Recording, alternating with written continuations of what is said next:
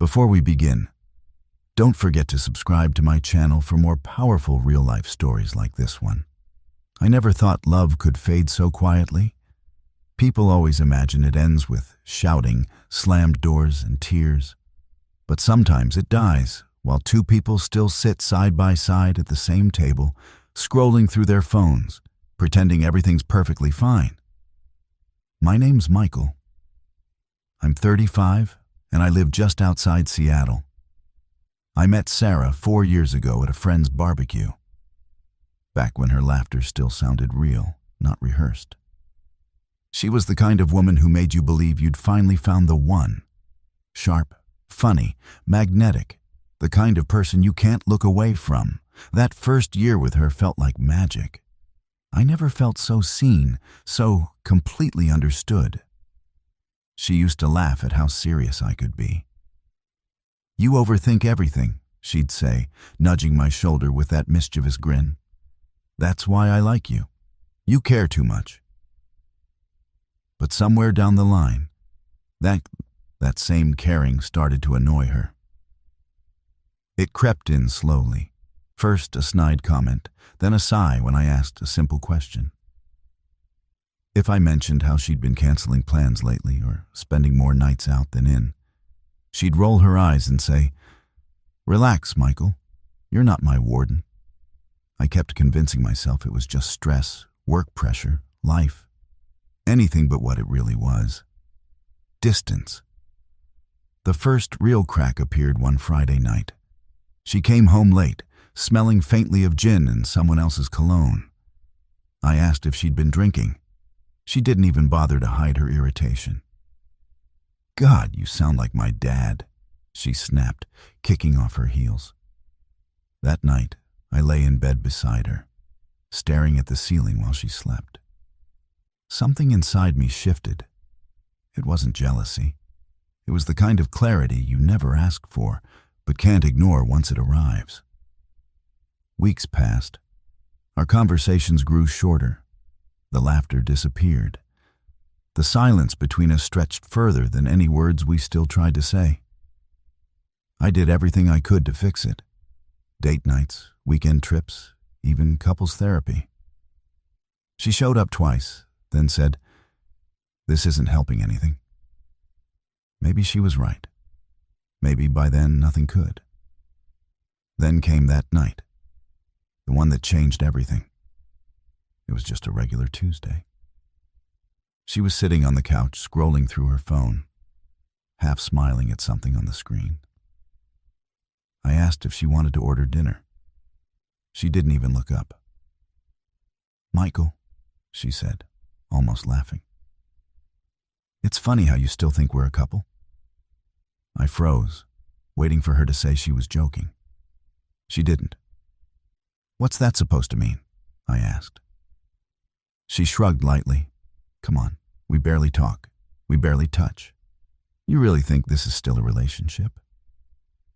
Her voice wasn't angry. It was worse. Casual, cold, like she was commenting on the weather. Something broke inside me then. Not anger, not heartbreak, just acceptance. I stood up, walked into the bedroom, and opened the closet. Her side was still full. Clothes, shoes, perfume bottles gathering dust. I started packing everything into suitcases, slowly, calmly. No shaking hands, no yelling. She followed me after a moment, standing at the doorway, confused. "What are you doing?" I didn't answer until I zipped the last suitcase shut. "You said we're not a couple," I told her quietly. "So your things are packed. You can go." Her eyes widened. "Michael, stop being dramatic." "I'm not being dramatic," I said evenly. "I'm being done." Her face went pale. She gave a small, nervous laugh, but I didn't join in. There's a strange calm that comes when you finally accept what someone's been showing you for months. I carried the suitcases to the door. She stood there with her arms crossed, staring like she didn't recognize me anymore. "You're really doing this," she whispered. I'm just finishing what you started, I said. For the first time in months, she had no clever comeback, just silence. She grabbed her keys and phone, muttered something under her breath, and walked out. The sound of the door closing didn't hurt. It sounded like peace. And peace can be loud when you've been living in quiet chaos for too long. That night, I sat on the same couch where she'd mocked me earlier. The same light from the TV flickered across the room. Only now, there was no scent of her perfume, no clicking of her phone. Just the hum of the refrigerator and the steady rhythm of my own breathing.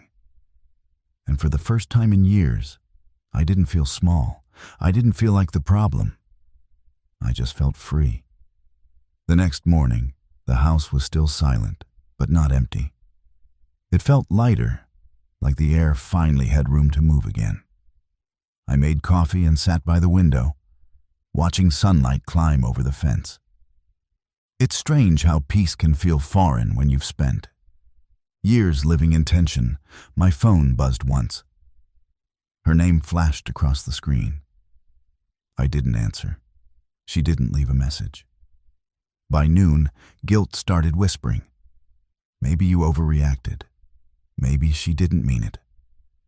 But then I heard her voice in my head again. Funny how you still think we're a couple. No, I hadn't overreacted. I had finally reacted. That weekend, I cleaned the house. Not angrily, but carefully, almost gently. Every drawer, every corner, every memory. It felt like reclaiming my own space after being a guest in it for too long. In one drawer, I found a note she'd written years ago, tucked inside an old photo album. You make me feel safe. I looked at her handwriting for a long time before throwing it away. Not out of spite, but acceptance. Some words are only true for a season. A few days later, she texted again. Can we talk? I stared at the screen, coffee in hand. Curiosity won. I told her she could come by that evening. When she arrived, she looked different, less confident, maybe tired.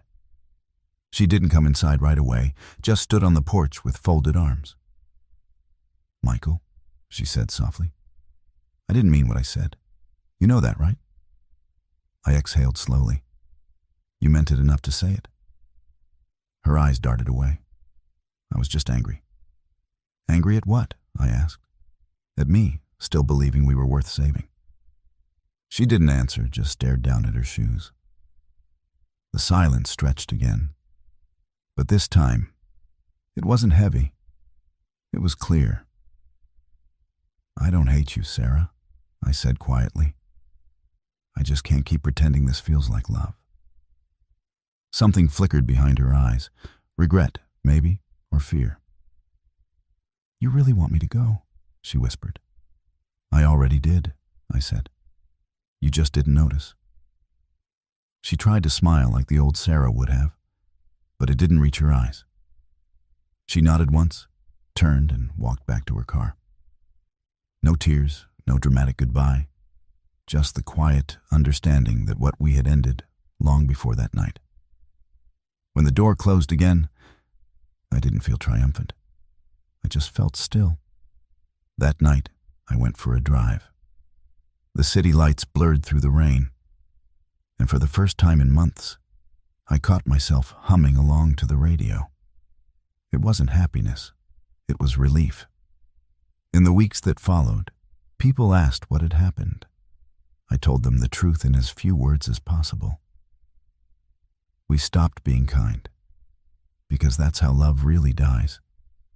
Not with betrayal or screaming matches, but with small cruelties that pile up quietly until that's all that's left. I started going back to the gym, meeting old friends again, learning to fill the silence without needing someone else there. Every day, I missed her a little less. Not because she was a terrible person, but because I was learning to live without needing her approval. 2 months later, she sent one last message. I hope you're okay. I read it 3 times before replying, I am. That was the last thing we ever said to each other. Sometimes I still remember her laugh, the way she tucked her hair behind her ear when she was nervous.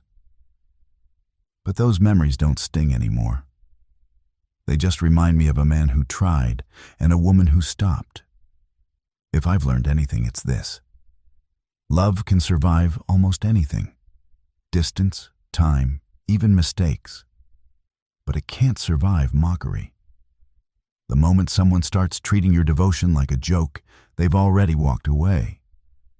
Now, when I look around my quiet house, I don't see emptiness.